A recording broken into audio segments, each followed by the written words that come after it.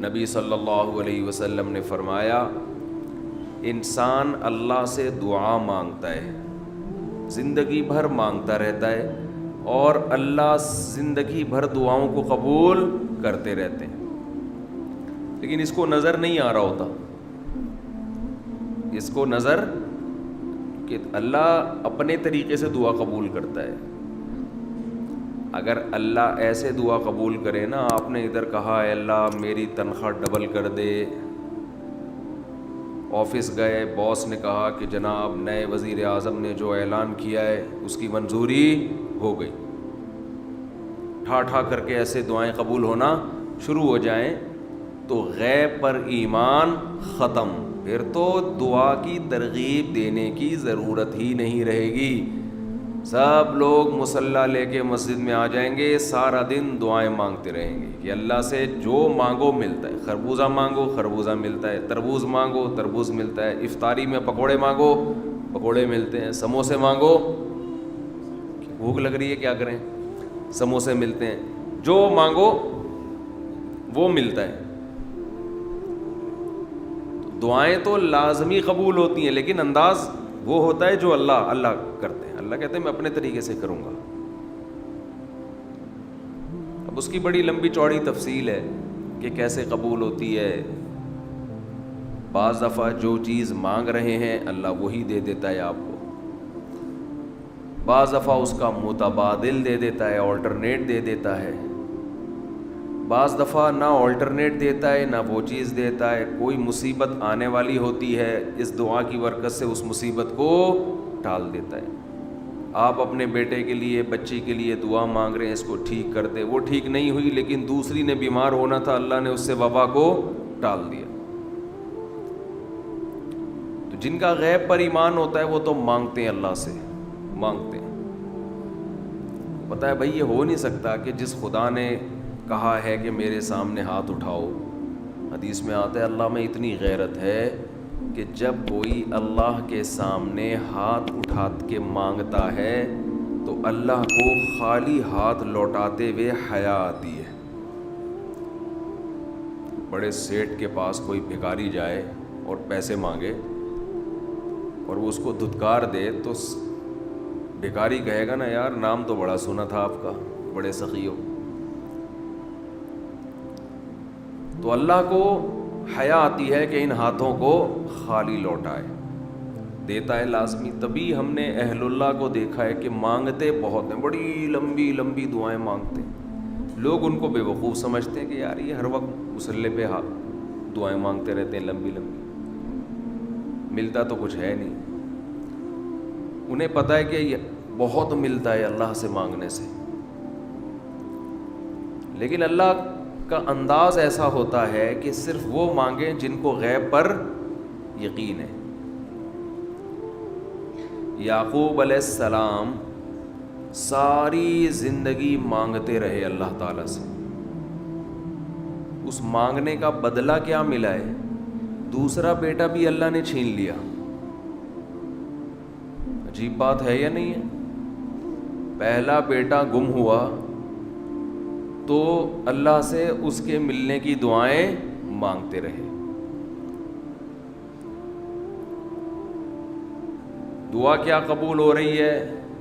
قحط پڑ گیا، کھانے پینے سے بھی گئے، اس سے بڑی مشکل، راشن لینے کے لیے بھیجا مصر اپنے بیٹوں کو، تو دوسرا بیٹا بھی بولو گیا، وہ بھی بادشاہ نے رکھ لیا۔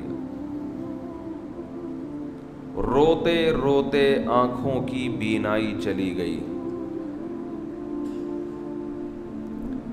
آپ کی اولادیں آپ سے کیا کہنے لگی ہیں؟ تاللہ تفتأ تذکر یوسف، اللہ کی قسم آپ یوسف کو ابھی تک یاد رکھا ہوا ہے، حتی تکون حرضا او تکون من الہالکین، آپ کی جان نہ چلی جائے۔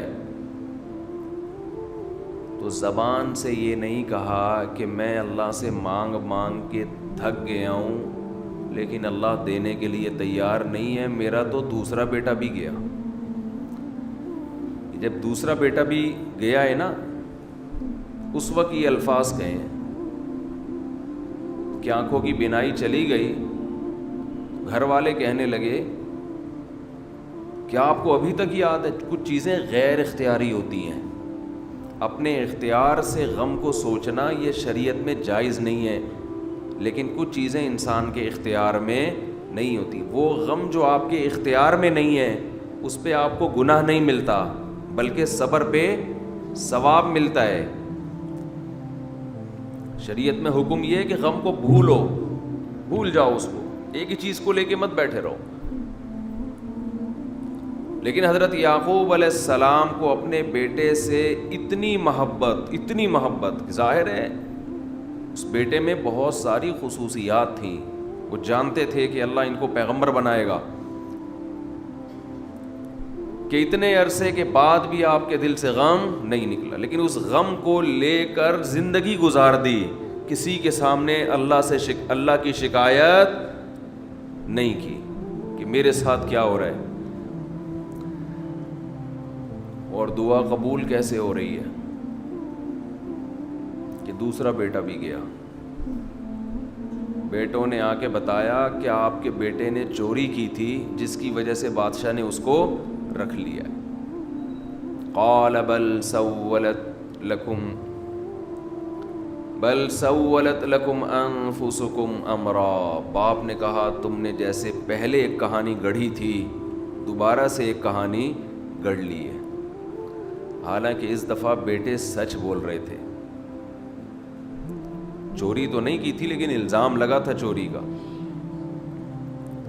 تو یعقوب علیہ السلام نے دوسرے بیٹے کے جانے پہ ایک لفظ ناشکری کا زبان سے نہیں نکالا، بلکہ کیا کہا؟ انما اشکو بثی وحزنی الی اللہ وَأَعْلَمُ مِنَ اللَّهِ مَا لَا تَعْلَمُونَ، میں اپنا غم تمہارے سامنے بیان نہیں کرتا، صرف اللہ کے سامنے بیان کرتا ہوں، اور اللہ کے بارے میں وہ کچھ جانتا ہوں جو تم نہیں جانتے۔ کیا مطلب؟ وہ مجھے تسلی دے رہا ہے، اس میں خیر ہوگی، ہمارا کام ہے مانگنا، ہم بھکاری ہیں۔ یہ تو ملحد اور خدا کے منکر لوگ ہیں جو مسلمانوں کا مذاق اڑاتے ہیں کہ یہ دعائیں مانگتے ہیں اور ان کو ملتا کچھ نہیں ہے۔ او بھائی ہمیں اس سے غرض ہی نہیں ہے کہ رب کیسے دے رہا ہے، ہمیں اس نے پابند بنا دیا مانگو، تو ہمیں اہل اللہ کو تو مزہ اس سے آتا ہے کہ اس نے ہمیں بول دیا مانگو، وہ نہ بھی دے، مانگنا ہی ہمارے لیے سب کچھ ہے۔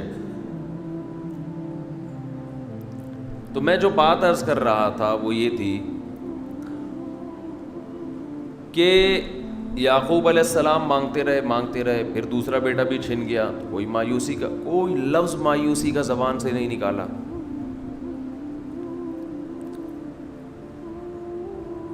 تو حدیث میں آتا ہے کہ ایک بندہ مسلسل دعا مانگتا